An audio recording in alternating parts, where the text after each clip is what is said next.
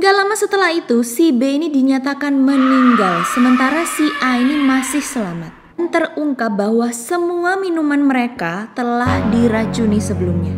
Nah, kok bisa si A ini yang minumnya lebih banyak, justru yang selamat?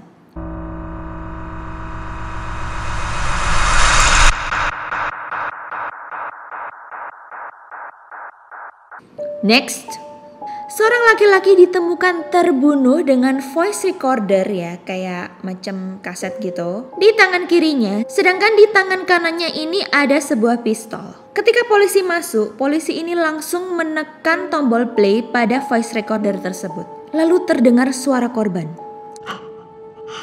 Aku tidak punya alasan lagi untuk hidup. Aku tidak bisa melanjutkan hidup ini. Kemudian suara tembakan terdengar. Dar! Setelah mendengar voice recorder ini, polisi langsung tahu bahwa ini bukan kasus bunuh diri, melainkan pembunuhan. Bagaimana caranya si polisi ini bisa tahu?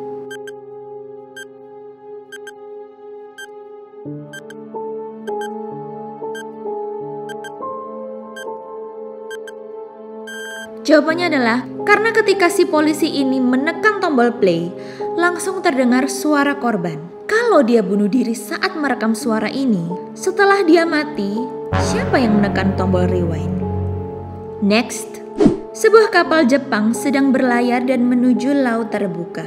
Nah, si kapten mau pergi memeriksa minyak di beberapa bagian kapal. Tapi sebelum itu, si kapten ini melepas dan meletakkan cincin berliannya di meja di samping tempat tidurnya agar tidak rusak. Nah, selesai urusan, dia kembali dan menemukan bahwa cincinnya sudah hilang, tidak ada guys. Setelah itu, si kapten ini memanggil semua stafnya untuk menanyai perihal ini. Dan berikut adalah alibi mereka masing-masing. Si juru masak berkata, "Saya di dapur dan menyiapkan makan malam hari ini." Si awak kapal berkata, "Saya sedang berada di tiang untuk membenahi bendera karena seseorang telah salah memasangnya jadi terbalik." Si teknisi berkata, "Saya sedang bekerja di ruang mesin untuk memastikan semuanya berjalan lancar." Dan seketika itu juga si kapten ini langsung menemukan pelakunya. Lalu siapa pencurinya dan bagaimana si kapten ini bisa tahu?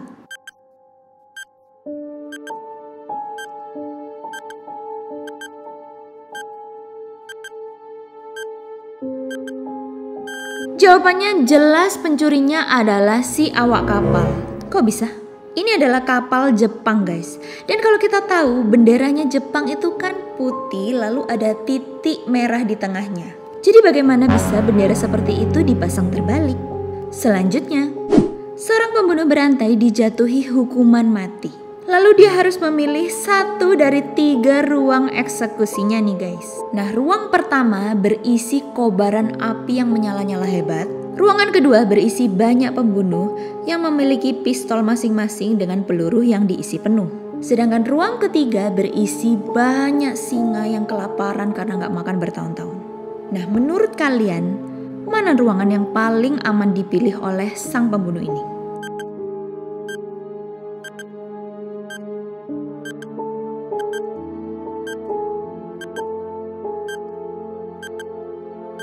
Jawabannya adalah jelas ruangan yang ketiga yang berisi singa-singa itu guys. Karena kalau singa udah gak makan bertahun-tahun, jelas singa-singa ini udah mati dong. Next, seorang pria tega membunuh istrinya sendiri di dalam mobil mereka dengan sebuah pisau. Sang suami ini sudah memeriksa bahwa semuanya aman, tidak ada yang melihat mereka, dan dia mengeluarkan dan memindahkan mayat istrinya itu sendiri dengan hati-hati tanpa meninggalkan jejak apapun, serta membuang pisaunya itu ke jurang sehingga diharapkan tidak ditemukan oleh siapapun. Kemudian sang suami ini bergegas pulang ke rumahnya. Beberapa jam kemudian, sang polisi menemukan mayat wanita ini dan bergegas mencari identitas korban, lalu segera menelepon sang suami. Di telepon, polisi bilang, "Maaf, kami menemukan bahwa istri Anda telah dibunuh seseorang. Bisakah Anda segera datang ke sini sekarang?" Nah, sang suami ini berpura-pura sedih, kaget, lalu bergegas ke lokasi tersebut. Ketika sang suami ini sampai, polisi langsung menahan dia dengan dugaan telah membunuh istrinya sendiri. Pertanyaannya, bagaimana sang polisi ini bisa tahu?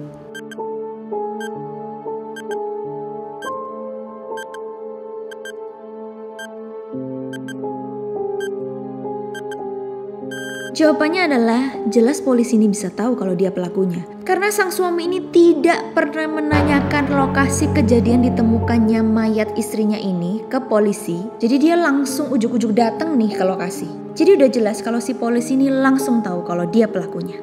Yang terakhir, ditemukan mayat wanita yang mati terbaring di lantai tepat di samping sebuah bangunan bertingkat. Dan diduga bahwa ia bunuh diri dengan melompat dari salah satu lantai bangunan tersebut. Nah, akhirnya polisi memanggil seorang detektif untuk menyelidiki kasus ini. Ketika si detektif ini tiba, dia langsung pergi ke lantai pertama gedung tersebut, membuka jendela yang tertutup, dan melemparkan koin ke lantai.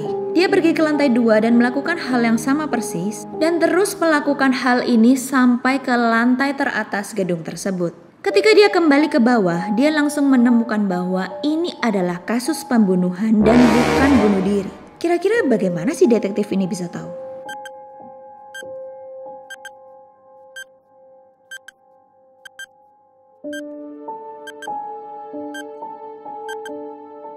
Jawabannya adalah sang korban ini tidak mungkin melompat dari salah satu jendela di setiap lantai gedung tersebut. Kalau dia memang bunuh diri melompat ke bawah, lalu siapa yang menutup jendelanya? Jadi gimana guys? Kalian suka dengan pertanyaan teka-teki kayak gini? Dan kalian menjawab betul berapa? Ayo komen di bawah ya. Sekian dulu video aku kali ini. Semoga kalian terhibur. Dan jangan lupa like, comment, share, and subscribe my channel. Dan jangan lupa share ke teman-teman kalian di seluruh dunia. Oke, thank you for watching. See you on the next video. Bye-bye.